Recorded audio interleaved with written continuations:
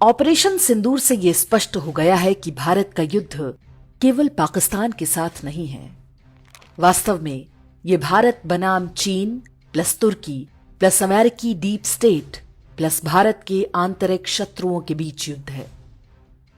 पाकिस्तान मात्र सहायक की भूमिका में है। शत्रु की योजना भारत के साथ वही करने की थी जो यूक्रेन ने रूस के साथ किया है। यूक्रेन अमेरिका और तुर्की के समर्थन से ब्लैक सी में रूस के 40% नौसैनिक अड्डों को नष्ट कर चुका है। जो युद्ध रूस जैसी महाशक्ति के लिए 2-4 दिन का मामला लगता था, वो 3 साल से अधिक समय से जारी है। अब तक रूस के लगभग 70,000 सैनिक मारे जा चुके हैं। इससे भी कहीं अधिक सैनिक इस युद्ध में अत्यंत गंभीर रूप से घायल हुए हैं। अमेरिका, ब्रिटेन, तुर्की और नाटो के सदस्य इस युद्ध को पर्दे के पीछे से लड़ रहे हैं। पाकिस्तान ने भी उस युद्ध में अपना काफी हथियार और गोला बारूद भेजा। सामरिक रूप से देखा जाए तो रूस विजयी लगता है, लेकिन उसने इस युद्ध की जो कीमत चुकाई है वो बहुत अधिक है। रूस की पूरी युवा पीढ़ी खप रही है। उसके ही भाई समान देश यूक्रेन के लोगों को प्यादे की तरह प्रयोग किया जा रहा है। अब तक के अनुमानों के अनुसार यूक्रेन के भी 40,000 सैनिक मारे जा चुके हैं, जबकि घायलों की संख्या लाखों में है। ये रणनीति भारत के लिए भी थी। ऑपरेशन सिंदूर से 1 सप्ताह पहले हमने इसी विषय पर एक वीडियो बनाया था, जिसका शीर्षक था ताकि रूस की तरह फंस जाए भारत। बहुत सारे लोग इस बात से सहमत थे, जबकि बड़ी संख्या में लोगों ने इस दृष्टिकोण के लिए हमारी मंशा पर ही संदेह जताना आरंभ कर दिया। उस वीडियो का लिंक हमने डिस्क्रिप्शन और कमेंट में दे दिया है, आप चाहें तो उसे देख सकते हैं। ऑपरेशन सिंदूर के पहले 3-4 दिन की गतिविधियों ने हमारे उस वीडियो में कही गई बातों पर मुहर लगा दी है। एक शेर सैकड़ों जंगली कुत्तों को मार सकता है, लेकिन वो अंततः स्वयं भी घायल हो जाता है। चीन भारत को विकास से रोकना चाहता है। अमेरिकी डीप स्टेट का भी यही लक्ष्य है। इस शतरंज में पहले उन्होंने बांग्लादेश को मोहरे की तरह बढ़ाया।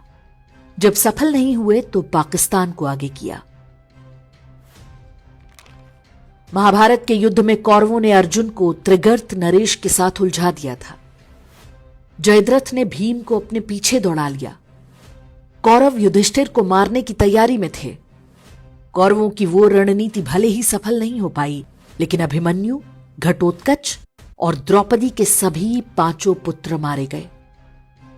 पांडवों द्वारा भावनाओं में बहकर की गई एक रणनीतिक भूल की कीमत उनकी अगली पीढ़ी ने चुकाई।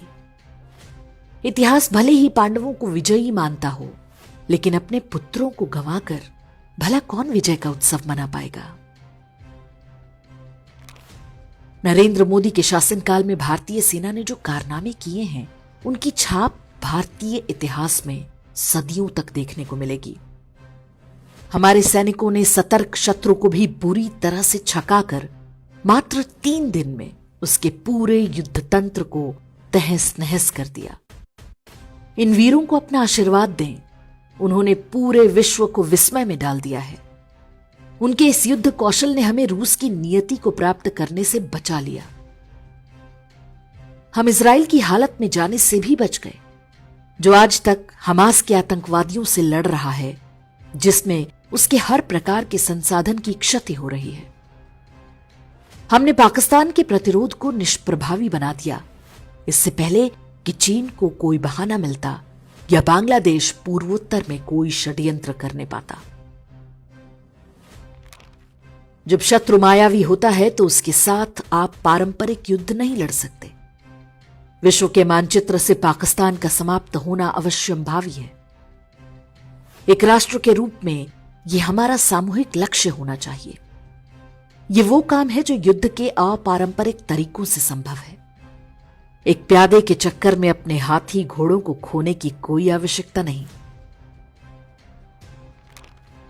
भगवान कृष्ण अश्वत्थामा को एक बार में मार सकते थे, लेकिन उन्होंने केवल उसका मणि छीन लिया। पाकिस्तान को उस स्थिति में पहुंचाया जाना चाहिए। भारत को यदि रहना है तो पाकिस्तान को मरना ही होगा। बीते 70-80 वर्ष का अनुभव यही कहता है कि भारत और पाकिस्तान के बीच सह अस्तित्व जैसा कोई विकल्प नहीं। उसकी एक धीमी और दर्दनाक मौत होनी चाहिए। जिस मानसिकता ने पाकिस्तान रूपी शैतान को जन्म दिया, वो भारत में आज भी फल फूल रही है। वो एक अलग लड़ाई है जिसके बारे में भी कुछ न कुछ करना होगा। ऑपरेशन सिंदूर में अपने एयरबेस और अन्य सैनिक ठिकानों पर हुए नुकसानों को पाकिस्तान फिर से ठीक कर लेगा, लेकिन उन घावों को नहीं भर सकेगा जो उसके मन मस्तिष्क पर हुए हैं। वो पहले से अधिक असुरक्षित और डरा हुआ होगा। उसके घावों को सड़ते और रिश्ते हम अपने जीवन काल में ही देखेंगे। पाकिस्तान का अंत ही उसके प्रत्यक्ष और अप्रत्यक्ष सहयोगियों की हार होगी।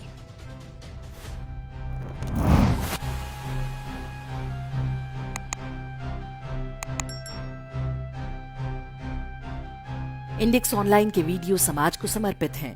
आप इनको डाउनलोड करके जैसे चाहे वैसे प्रयोग कर सकते हैं। चाहे तो आप हमारे टेलीग्राम चैनल से जुड़ सकते हैं। वहां सारे नए पुराने वीडियो आपको मिल जाएंगे। हमारे सोशल मीडिया लिंक हर वीडियो के डिस्क्रिप्शन में होते हैं। हमारा एकमात्र उद्देश्य हिंदू समाज को जागृत और एकजुट करना है। इसमें सहभागी बने। धन्यवाद।